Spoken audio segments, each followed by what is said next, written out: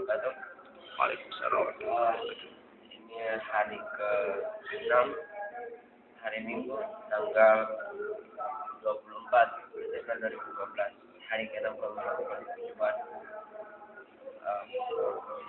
Al-Quran dan mudik terhadap sampel apel. Dan saya akan lihat masing-masing sampel selama 6 hari. Yang pertama kita mulai dari dulu. Sampel 1. Warnanya sudah coklat. Bisa lihat jamurnya sudah ada di situ, tumbuh di situ. Hitam-hitam di sini dan sudah lembek, berair juga. Berair, lembek. Sampel yang kedua, sampel nomor 2 yang diperdengarkan bacaan Al-Quran secara langsung. Sedikit hancur di bagian sininya karena terjadi kesalahan juga pada saat kami melakukan bacaan Al-Quran, yaitu kami memegangnya mungkin terlalu kencang pada saat membacakan Al-Quran, jadi dia berubah bentuk. Sudah warna hitam di sini, sudah warna hitam, tapi sebagian lainnya masih segar, belum busuk. Tidak seperti sampel diam tadi, seluruh bagiannya sudah mengalami pembusukan, sudah warna coklat, dan aromanya seperti apel yang sudah busuk. Sedangkan sampel bacaan Al-Quran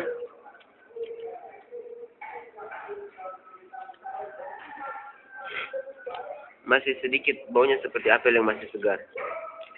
Dia juga sudah mulai berair dan sudah sangat lembek. Tapi yang anehnya bagian sininya masih terasa, masih seperti belum busuk, masih segar. Masih keras di bagian sininya. Kemungkinan pembusukannya mungkin karena kesalahan kami dalam memegang, jadi akhirnya juga dia berubah bentuk. Tapi di sisi lainnya masih keras, belum mengalami pembusukan di bagian sini. Bisa dilihat putih-putihnya. Yang ketiga, sampel bacaan rekaman Al-Quran. Bisa dilihat, jamur pun belum tumbuh, masih keras.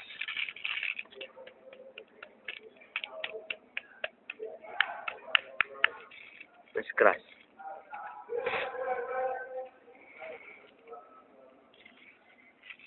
Baunya belum tercium baunya sama sekali.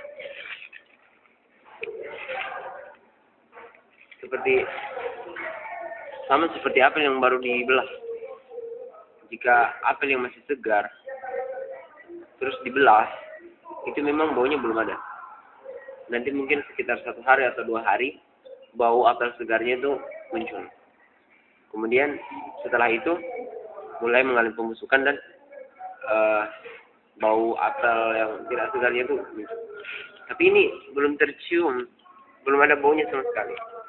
Seperti baru dibelah, masih keras. Beda sama dengan apel sampel 1, sudah sangat lembek. Apel sampel nomor 2 bacaan Al-Quran sangat lembek sekali, tapi di bagian sininya belum busuk.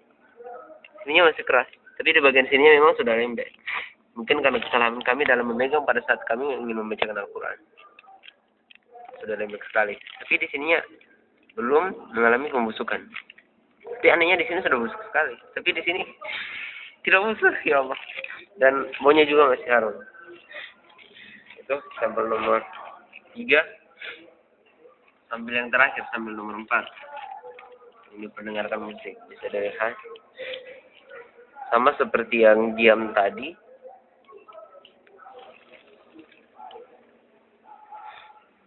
sama seperti yang diam tadi. Tapi di sini jamurnya sudah sangat berkembang biak, bisa dilihat hitam-hitamnya di situ. Dan sama juga sudah lembek dan berair.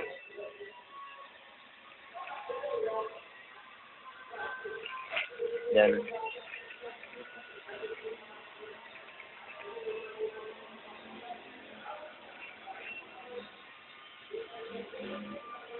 baunya seperti apel yang masih busuk.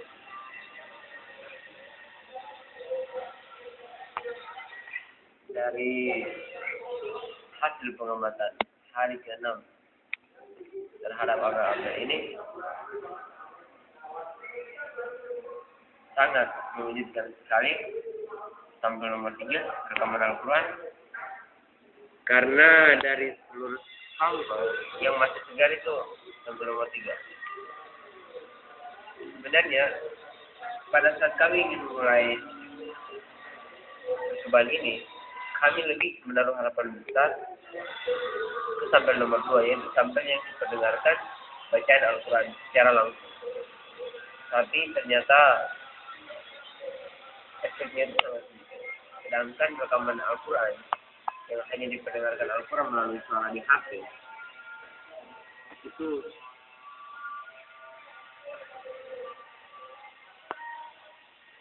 di luar pemikiran kami. Kami sangat tidak menyangka. Insya Allah besok hari ke-7 kami akan mulai untuk mengekspos atau memberitahukan kepada publik masyarakat SMA Negeri 13 Taman sekolah kami tentang percobaan kami ini. Dan insya Allah kami akan melakukan percobaan kedua dan percobaan ketiga dengan musik dan Al-Quran. Tapi agak ada sedikit perbedaan dengan percobaan kami. Percobaan pertama sudah cukup membuktikan bahwa Al-Quran merupakan mukjizat yang diturunkan oleh Tuhan Yang Maha Esa. Dan dengan membaca Al-Quran, karena lillahi ta'ala dapat mencegah matinya hati dan juga pikiran, akal juga. Sedangkan jika kita sering mendengar musik, Anda sudah lihat sendiri sebenarnya. Bagaimana jika itu adalah otak kita? Bagaimana jika itu adalah hati kita? Bayangkan betapa busuknya otak kita. Karena sering mendengar Al-Quran. Apel sampel nomor 4 yang kami perdengarkan musik, kami hanya memperdengarkan 10 menit dalam satu hari. Hanya 10 menit. Bayangkan berapa banyak orang yang mendengarkan musik bersama-lama sekitar 1 jam, atau bahkan orang yang sedang menyelenggarakan acara, mereka memutar musik sangat yang besar sekali volumenya, terus mereka berfoya-foya di sana, mereka berjoget, dan lagu yang diputar mungkin sekitar acaranya itu pestanya mungkin bisa berlangsung berjam-jam. Bayangkan. Sedangkan jika kita membaca Al-Quran, Anda bisa melihat sendiri sampel nomor 3. Hanya 10 menit, 1 hari 10 menit dapat mencegah pembusukan. Hanya 10 menit. Hanya 10 menit. Itu mungkin hanya kurang lebih 2 lembar atau 3 lembar Al-Quran. Hanya 10 menit sehari saja dapat mencegah pembusukan. Bagaimana jika orang-orang yang selalu membaca Al-Quran sekitar 1 jam, 2 jam, 1 hari, dan mereka meninggal? Saya yakin, wallahualam. Tapi saya yakin, insya Allah, jasad itu tidak menutup. Karena buktinya, sampel apel yang diperdengarkan Al-Quran, bahkan jamur pun tidak menyinggainya. Bentuknya pun belum ada tanda-tanda begitu. Bahkan baunya pun belum keluar, seperti apel yang baru dibelah. masih tegar. Dan ini hanya teori saya. Tapi mungkin rekaman Al-Quran bisa juga menjadi salah satu terapi bagi para pengidap kanker. Karena sel-sel kanker adalah sel-sel yang mengalami pembusukan.